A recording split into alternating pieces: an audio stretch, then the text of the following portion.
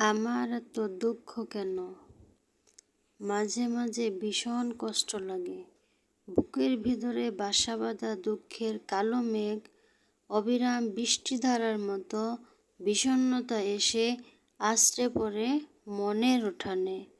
আকাশ ছোঁয়া হিমালয় যেন তার সমস্ত ঐশ্বর্য নিয়ে ভেঙে পড়তে চায়।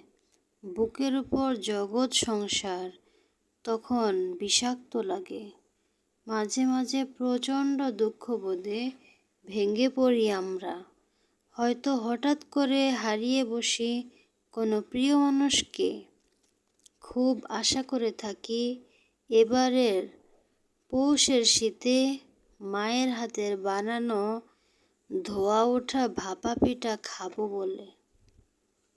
কিন্তু পৌষ আসার আগেই মা হয়তো দুনিয়া ছেড়ে বিদায় নিয়েছেন।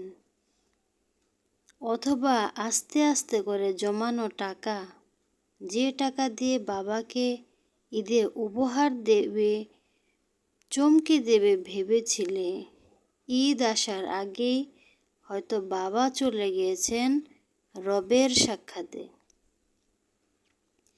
এমনও হতে পারে ভালো বেতনের কোনো চাকরি হঠাৎ করেই চলে গেল। অথবা আমার এক বন্ধু আমার সামনে যোগ্যতা নিয়ে জীবনে ছাই ছাই করে উন্নতি করছে, কিন্তু আমি কিছুই করতে পারছি না। আমার বন্ধু আমার সমান খাটনি করে খুব ভালো রেজাল্ট করছে, কিন্তু আমি করতে পারছি না। পারিবারিক অথবা দাম্পত্য জীবনটাও খুব একটা ভালো যাচ্ছে না।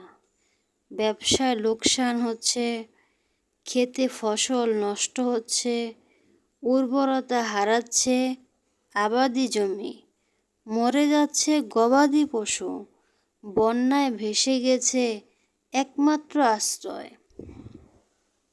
অগ্নিকাণ্ডে পুড়ে ছাই হয়ে গেছে তিলে তিলে জমানো সম্পদ। মাথার উপর বেড়েই চলছে ঋণের বোঝা।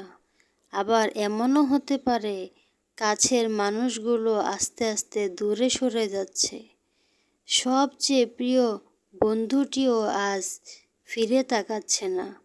বাড়ছে দূরত্ব, ভেঙে যাচ্ছে সম্পর্কের বাঁধন।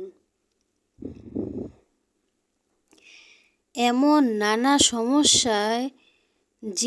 সমস্যার সম্মুখীন কম বেশি আমরা সবাই হয়ে থাকি। আমরা ভেঙে পড়ি, ভেতরে ভেতরে গুঁড়িয়ে যাই, আশাহত হই, বিষণ্ণতায় ছেয়ে যায় আমাদের হৃদয় কোণ। কিন্তু আমাদের সাথে কেন এমনটা হয়? আমরা সকলে